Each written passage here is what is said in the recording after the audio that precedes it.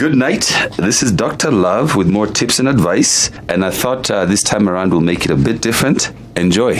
Today, we take a look at Dr. Love's studied life. And what I have today is 10 top reasons why a middle-aged man should not date a 20-something-year-old. I have my colleague here, Bernice, who will actually do the queries. So at number 10, you're too old and wrinkled. Women become old and wrinkled. Women simply mature like a fine wine, or whiskey for that matter. Age is but a number, and I know that's a big cliche, but it always works for me.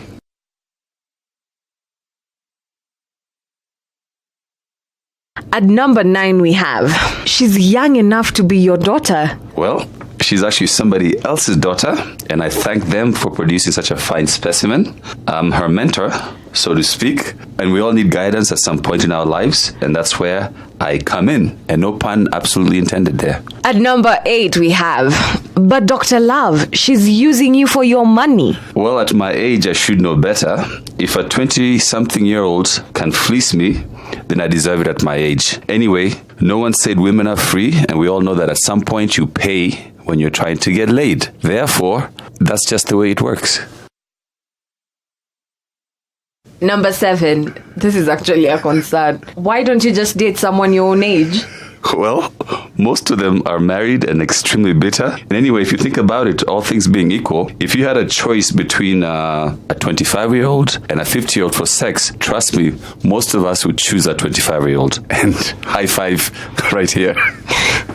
Well, number 6 is a flip of the coin. She really does want to date someone who is her own age. Well, if she did, she wouldn't be with me in the first place. When I go to a club or a bar and I sit at the counter next to, say, a 25-year-old guy, the chicks will come talk to me, not that guy. So it's just the way it is. They like guys like us, guys who are in their middle ages, because we have experience and we know better.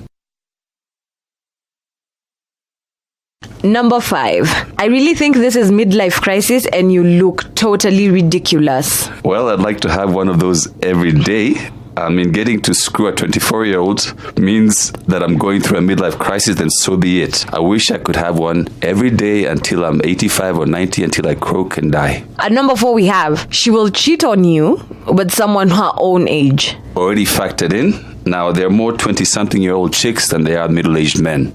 Therefore, if she decides to go with somebody her own age, I'll just say, next! At number 3 we have, you can't relate with a 20-something-year-old. Who said dating a young woman is about relating or having something to talk about? I have my boys to chat with, and she has her girlfriends to chat with. When we get together, there's some things we do that do not require relations in the first place, except for sex relations. Sexual relations, that is. Okay. And on to the subject of sex. Number 2, your libido does not match hers. Trust me, Bernice, Wairi. I may be older, but my performance has never been wanting. And even if I did have a problem, there are things out there like Viagra that you can use to enhance your performance. So that's never been an issue. Anyway.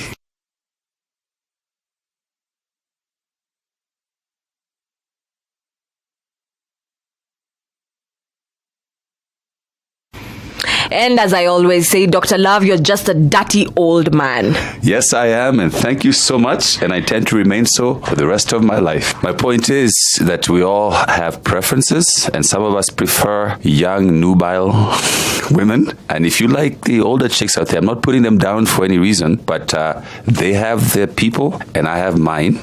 If I've ever given a choice, I'm going to take that young chick anytime. I'm not sorry about it. It's just who I am. Well, as long as that young chick is overage, legally overage that is, there's nothing wrong. People might ridicule you, but at the end of the day, it's your life and a contract between you and that person. And actually more so, it's a contract between you and yourself.